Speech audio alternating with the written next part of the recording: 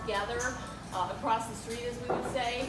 But with Scott, what has always impressed me is he is a man of integrity. He studies issues deeply. He says what he really believes to be right, and he stands behind his word.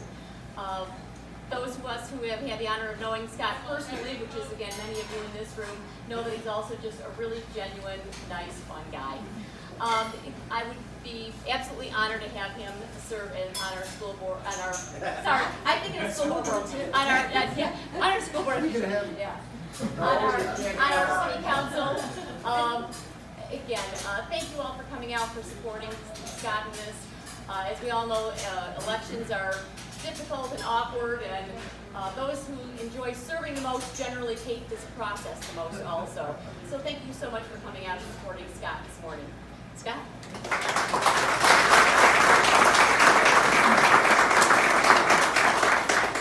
She's right that people enjoy serving probably don't like this process, although I will say this part of it's a lot of fun. And what I mean by that is, I always tell people that campaigning is a huge burden on my time and on my family in the year that it's happening, and we're always glad when it's done.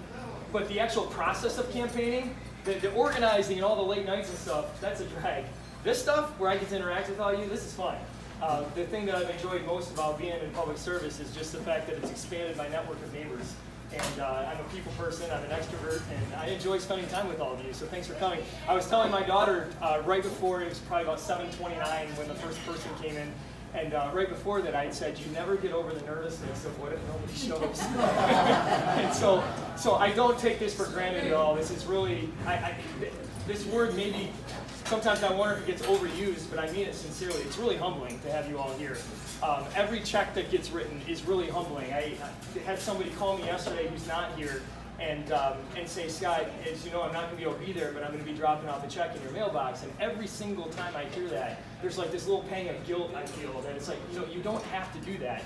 And that one example, I probably had that same exchange with many of the rest of you. And yet, it does take money to win elections, and so I'm very, very grateful for all of your support. I think, as Colleen said, I think everybody in this room knows me pretty well to varying degrees. And so you know what drives me. I'll tell you what drives me. What drives me is the fact that I think when God put us on this earth, one of the profound ways that we reflect His image is the ability to create. And when I say the ability to create, I mean to take something that's disorderly and bring order out of it. When He put Adam and Eve in the Garden of Eden and said, I'm putting you there to tend and to keep the garden, that was a charge to the rest of us. And that takes a lot of different forms. When you mow your lawn, you're tending and keeping the garden. When you take your trash out to the curb, you're tending and keeping the garden. When you work in an automotive company, you take all these separate parts and you put them together into something productive that takes somebody to the hospital when they need it or family on vacation, you're tending and keeping the garden. Okay, when you're when you're spending time with your kids and building those relationships, you're taking something that could be broken and you're bringing it to something orderly. You're tending and keeping the garden. You can think about this very broadly, and that's what drives me in everything I do. And so when it comes to something like Livonia City Council, Livonia, very literally for me, is my home garden. This is where I was born and raised, and this is where from the time my wife and I bought our first house in 2003 here, and when I showed up at Compton Village meeting and kind of raised my hand when they said, does anybody want to get involved? And the next sentence out of their mind was, well, will you be our president?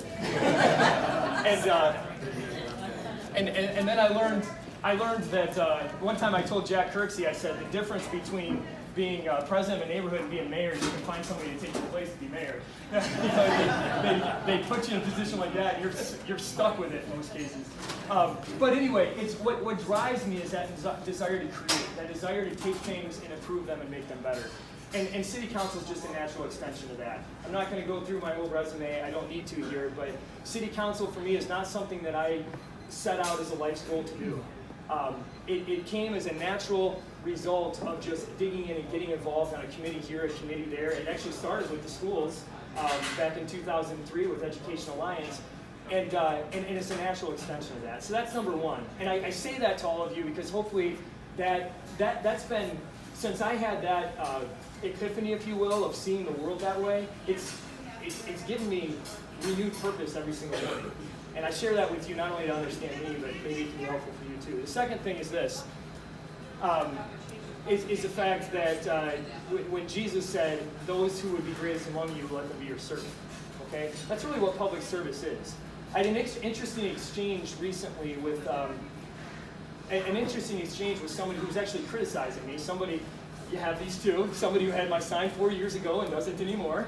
But one of the things he told me, he says, you make this big, you always say positive action, principled leadership. He said, we don't need leadership. He says, we need people to just represent us. We don't need leadership on council. It wasn't the type of exchange that we're going to go into a big philosophical debate, but he actually raises an interesting question. What's the role of a councilman? A lot of times, any of us on council have been there where had people say on a particular issue, remember, you represent me, as if you need to come see what I want and then do what I say you should do. Is that really what the role of a councilman is? Is that the role of a representative? Is that the role of a senator? I don't think so. In fact, you can go back and look at the writings of the founders, and I can tell you I know so. That's not what it is. We don't have a direct democracy in this country. We have a representative republic.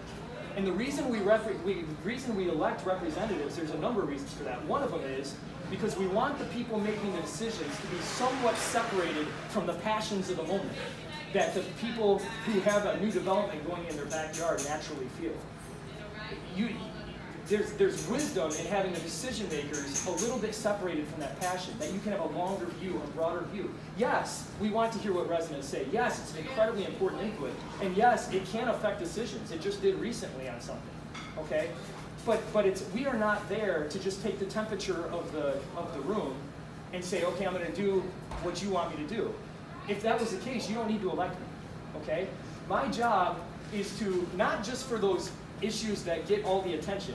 My job is for the thousands of issues, the thousands of agenda items that come before us every year, 96% of which, I just made that number up, that most people don't care about. The types of things that people say, like somebody just said to me this past weekend, how can you spend so much time debating that little issue? And the answer is because that's what my job is. My job is to study these issues and try to make wise decisions so that all of you don't have to take the time to do it. And so when you go to the polls, what you're doing is you're looking not for somebody that's just going to say, what do you want me to do? You're going to the polls to look for somebody to say, where is there a pattern of decision making that I can trust this person to make wise decisions? That's the person I want going and making decisions for me. And so that's the attitude of, it's an attitude of service, because I can tell you, and every elected official in this room, former or current, will tell you, you hear way more from the people who are angry with you than the people who support you. And you have to learn really, really quickly that most of the time the people you're hearing from, that does not represent the whole. I'm not trying to discount that. Again, I can't emphasize enough. We take every bit of input seriously, but we always have to remember our job there is to do what we think is right, not what we think is politically expedient at the moment. So those are really the two things that drive me. I can't finish this without acknowledging my family. I feel it's very much a conviction of mine that this is God's calling on my life at this point in my life. I respond to that call. They sort of inherit it. and they deserve a lot of commendation because they give up some hours without Dad. They deal with Dad always having to go talk to this other person when they're trying to talk to me. And as much as I try to balance it, I know I can always do better. So if we can't just give my family my well-being.